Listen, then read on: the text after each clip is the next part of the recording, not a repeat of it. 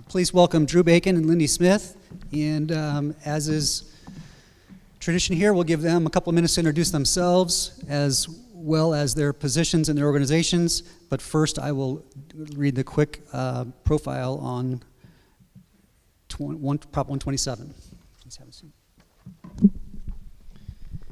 And you will see, as early as next week when you get your early ballot, that Proposition 127 states, the constitutional amendment would replace Arizona's current plan for increasing renewable energy use by imposing a new mandate requiring non-governmental electric utilities to increase the portion of their retail energy sales generated from certain types of renewable energy resources to 50% by the year 2030.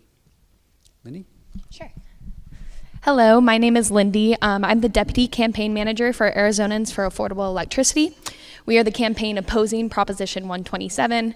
And like Scott said, we're out here today to talk to you about the propositions and answer your questions.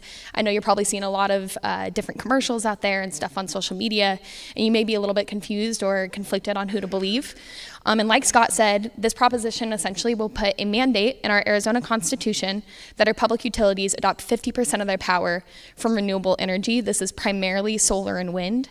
It does not include nuclear as a clean energy source, and I'm sure we'll get into why that's important. But essentially, the people putting this proposition forward, they call themselves Clean Energy for a Healthy Arizona. And it sounds really good. I mean, who doesn't want a healthy environment to live in? I know that's something that I want. But sadly, this campaign, this proposition is a lot more than just a proposition. It's an attempt and it's a political ploy to turn Arizona into California at the expense of the consumer. This proposition will double our utility rates for both the average APS and TEP user. That can be about $1,000 to $1,900 over the course of the year. I know I definitely can't afford an increase like that. I know a lot of the people in our communities can't, because as utility prices increase, that means the prices of everything else go up with it. That means less money into our schools, less money to those on a fixed income like our seniors, and less money into the small businesses that employ everyone in our communities. This proposition will be disastrous to the state of Arizona. Solar energy and clean energy is a great thing to move toward, but this is not the right way about going about doing it. So I encourage you all, please ask questions, do your research. I'm happy to answer anything that you have, but please vote no on Proposition 127. Again, this is a great attempt to move toward clean energy, but it's not the right way of doing it. And thank you for allowing me to come and talk and speak with you all, and I'm happy to answer your questions. Am I on here? Okay. Good afternoon. My name is Dru Bacon. I'm a retired chemical engineer, and since retiring and moving to Arizona, I've been working as a volunteer to promote primarily rooftop solar energy. My community in Goodyear now has more than 1,500 homes with solar electric on the roof. All my neighbors really like it. I like it. My system is 10 years old, and in 10 years there have been no maintenance, no expense of any kind, and my output is 9.6% above the expected output. So what Proposition 127 would do is provide the low-cost, clean solar energy for all the citizens of this state through use of large solar farms. Solar energy is the cheapest form of new generation in the world. Solar and wind are much cheaper than natural gas. And as far as a mandate, well, Arizona currently has a mandate to get 15% renewable energy by 2025. So far, APS is making less than 2% of their power from renewable energy, and the reason for that, in my opinion, is that they make less money with cheap solar farms than they make on expensive power plants such as natural gas and coal. Natural gas plants around the world, around the United States, are going bankrupt because of cheaper wind and cheaper solar. In Texas, a new gas plant built in 2012 went bankrupt in 2016 because it could not compete with solar and wind. So in Arizona, we have far better resources for solar than they have in Texas. Their wind is better, but our solar is far better, and we need to be taking advantage of it. Instead of that, Arizona is importing from other states $800 million worth of natural gas per year to generate electric power. That's money that could be kept at home, and we could use our own natural sunshine to generate all the power that we need. And when you think about the sun doesn't always shine, that's true. But now batteries, backup batteries, are adequate to store the sunshine for 24/7 usage. That's happening around the world too. And as batteries continue to go down in price and continue to go up in production volume, we're going to have batteries very soon. And with regard to what happened, excuse me, when we put the mandate in 2006 to get 15% renewable energy by 2025, that created 10,000 jobs for people installing solar, people selling solar components and so forth. There were 450 new businesses in Arizona that were created by that mandate. And so our history will say that our prices will go down and our clean air will get better. So I would leave you with the question, are you satisfied with your APS bill? Are you satisfied with the increase that you saw in the last year? Well, get ready. There's going to be another increase. APS is asking for $67 million per year to retrofit emission controls on a power plant, coal-fired power plant in New Mexico. And so they're going to be asking for another increase for that. So I encourage you, study the issues. Don't be distracted by the TV ads that are scare tactics. Listen to what makes sense. Study the issues for yourself, and I believe you'll vote for Proposition 127. Thank you. Mr. Bacon, and please correct me if I'm misspeaking here, but Lindy, in your comments, I think you referenced that utility rates would go up if this passes. I did. And Mr. Bacon, I think that you said that utility rates would go up if this doesn't pass. Yes. Is that correct? That's right. Okay.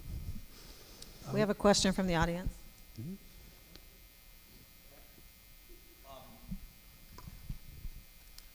I had heard some debate earlier about what is going to actually be considered renewable energy under it, so I was just curious if you guys could maybe clarify that.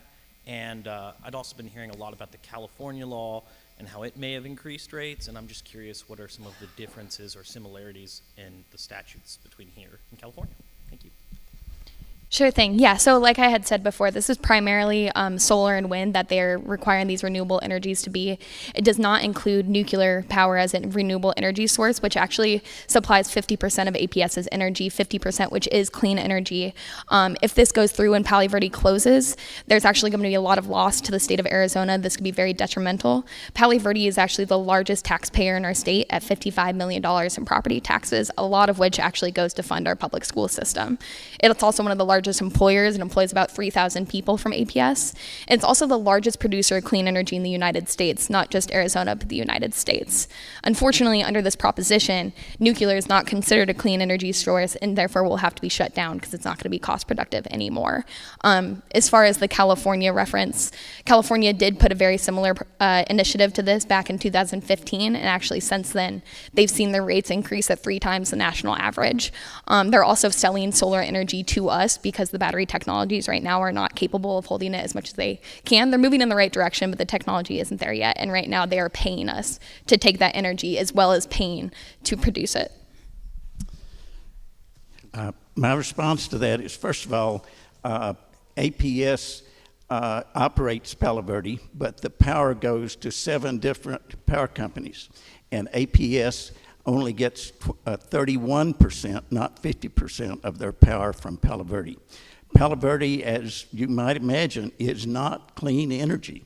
Regardless of what the campaign may say, Palo Verde generates nuclear waste. That nuclear waste will require oversight and management and safety rules in perpetuity.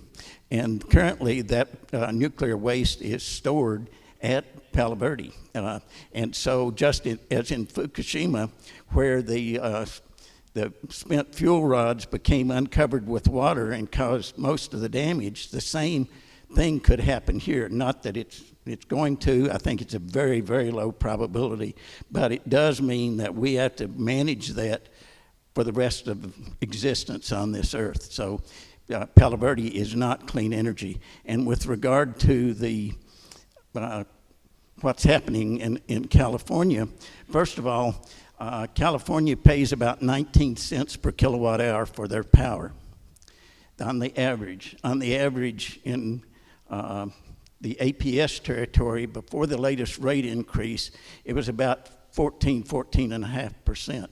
And now, who knows what it is, because with all the different rates, some people on demand charges, some people not on demand charges, it's really hard to figure it out.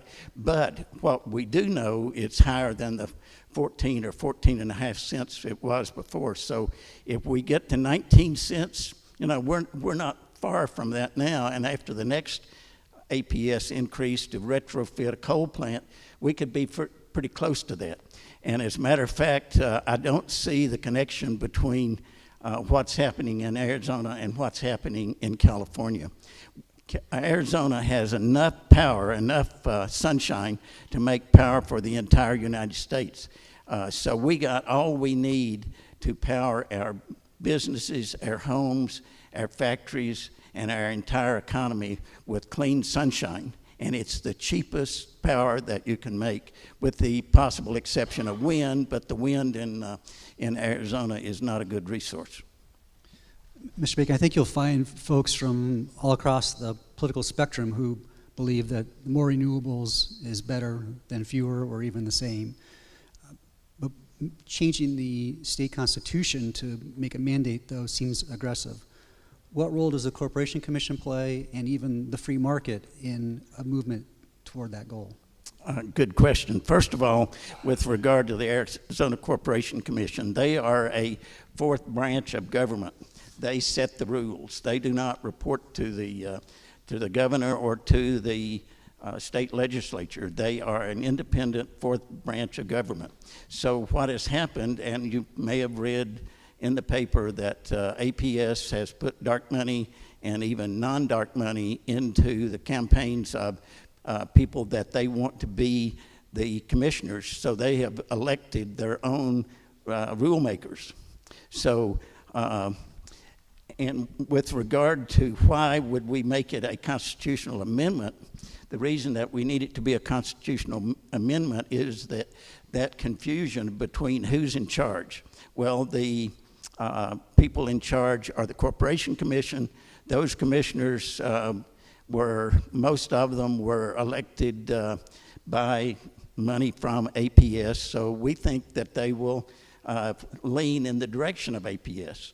So what we have done is said we need a mandate that increases the existing mandate from 15% by 2025 to 50% by 2030, and that's very, very doable.